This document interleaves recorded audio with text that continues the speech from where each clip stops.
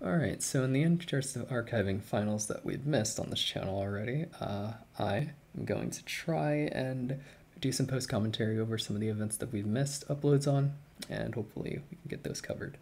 My name is Veiss Althen, and I'll be commentating over the June YTC match for 2021. This match will be between Folo on Pendulum Magician build. He has some spice in here. And we have WideWalrus on Noble Knights Amazement. Now, I don't remember too much about the format at this time because this was around the time that I just joined here, joining back after a quick hiatus.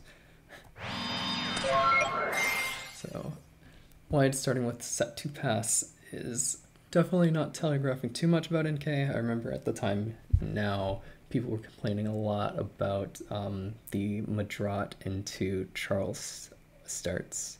Despite that, I consider that being a weaker opener in the deck. Definitely see where it goes from here. Folo opting for the Dynamist package in this deck. I remember him mentioning that after the fact he didn't really enjoy it that much and has since taken it out of future Pendulum builds. But here it does seem to be at least good for getting him his early scales. Always good in a format where no one's playing Troll, and there is the punish. Is it quite the punish? We'll see what the discard is. Okay, well that is definitely a punish. So we're targeting Charge and Sky Iris here as opposed to the Petron. Interesting for sure.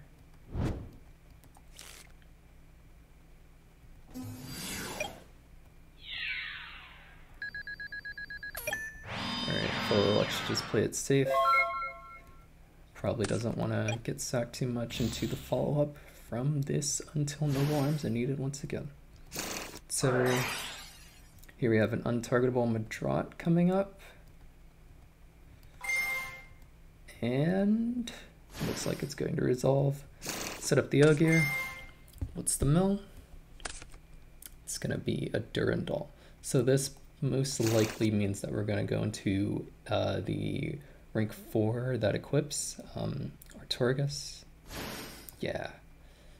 It's probably going to look to take out Folo's back row and get the search going. But oh, Folo has... I remember this was definitely one of the standout cards from his list, the Successor Soul. This came up a lot for him in Swiss.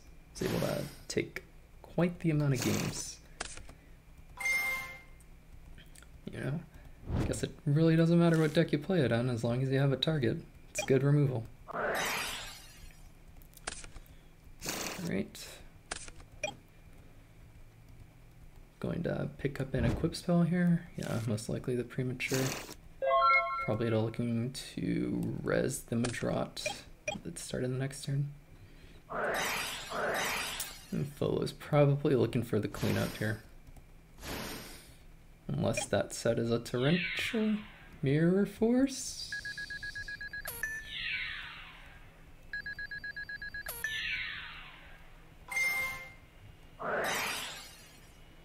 Well, I mean, this happens in damage stuff, but yeah, okay. Right. Since Magus is going to be shuffling back for cost, I imagine we're going to try and repeat that until Noble Arms play again next turn with the premature burial on the Madrite. Folo is not in too good a position here to just pass. Yeah, he's just going to put his guys back in the extra deck. Get that added back with the charge. Pass. Alright. I probably would have kept the Dynamist in hand, just in case we're going to nuke the scales here, but probably doesn't matter in the case of having the charge up. So... getting the Madrite.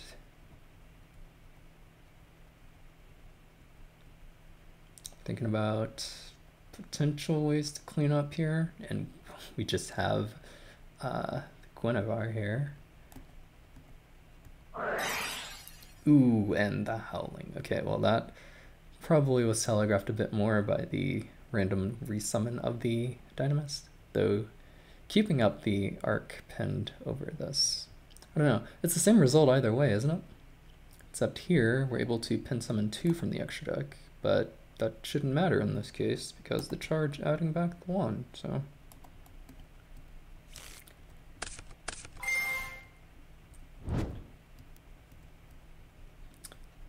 Yeah, not sure the line filling just mattered too much in this situation, but we are with the Merlin follow-up, because we didn't use our normal Pelennor.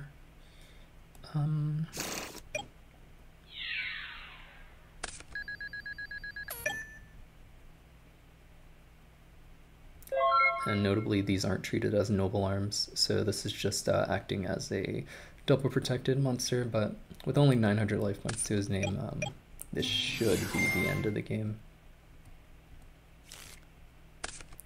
Alright, we're gonna do a Magius. Let's see if the writing's on the wall for this one. Yep. Right.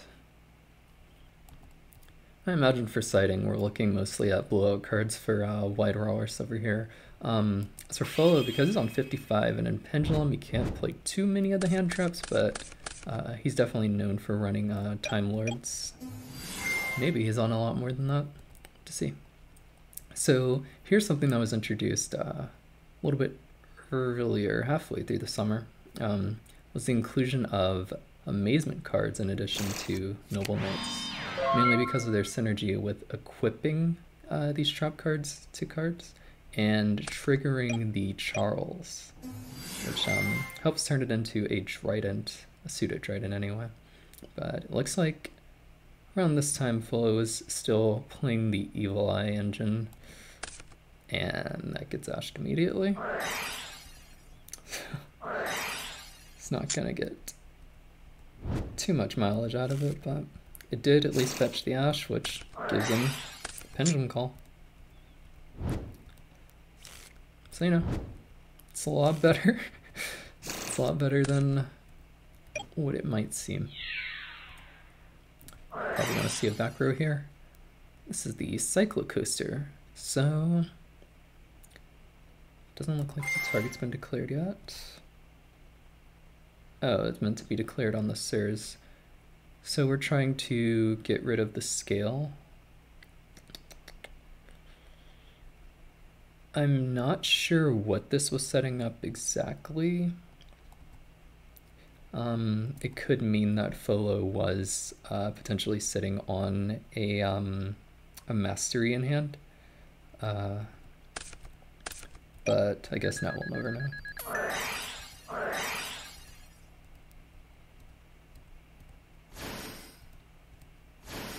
And he was not. Alright, well this is another one of the techs that Folo has definitely made shine in this deck before. Doesn't come up too often because it's not super searchable in here, but when it does come up, it's a pretty good way to interrupt the opponent. Basically you're trying to Kieran them out, but instead of carrying them out, you're just taking control of it until the end phase. Normally the caveat's supposed to be tribute summoning in the Monarch stat.